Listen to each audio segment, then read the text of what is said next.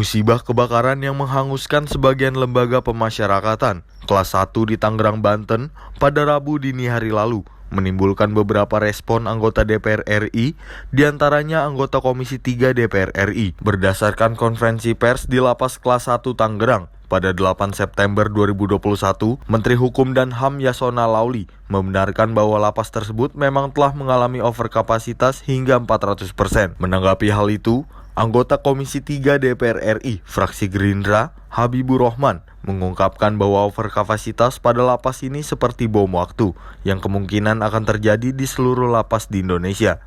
Ia pun menuturkan pada saat melakukan kunjungan kerja, dirinya telah mendapati beberapa lapas yang mengalami overkapasitas hingga 300%. Dirinya mengatakan, overkapasitas yang terjadi di setiap lapas diakibatkan oleh tindak pidana kasus narkoba yang seharusnya tidak dipidana. Menurutnya, regulasi dan penerapan terhadap tindak pidana narkoba perlu diperbaiki.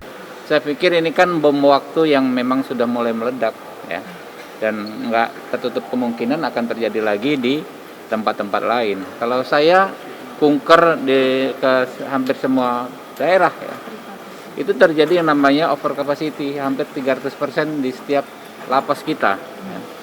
Saya sudah mau 2 tahun di DPR, itu terus kita sampaikan, ya, kepada Kemenkumham. Cuma memang mau infrastruktur sehebat apapun nggak akan bisa menampung kalau 300% ini. Dari mana? Logikanya nggak masuk akal.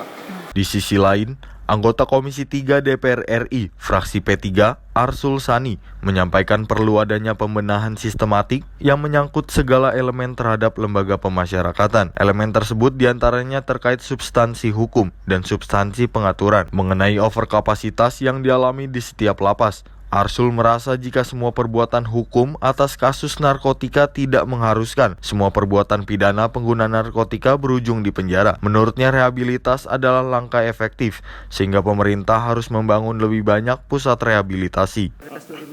Ya, saya beberapa kali menyampaikan, kalau mau membenahi lapas itu memang harus pembenahan sistemik. Sistemik itu ya menyangkut sejumlah hal yang menjadi elemennya. Apa sih yang menjadi elemennya? Pertama, substansi hukum, substansi pengaturan. Ke depan itu hukum kita, tidak semua perbuatan pidana itu ujungnya harus pergi ke penjara, ke lembaga pemasyarakatan. Bahkan yang ingin saya sampaikan, salah satu yang berkontribusi dalam persoalan overcrowding lapas itu karena pasal 127 Undang-Undang Narkotika itu tidak diterapkan secara murni dan konsekuen. Itu istilah zaman Orba dulu, ya. Itu. Kenapa tidak diterapkan?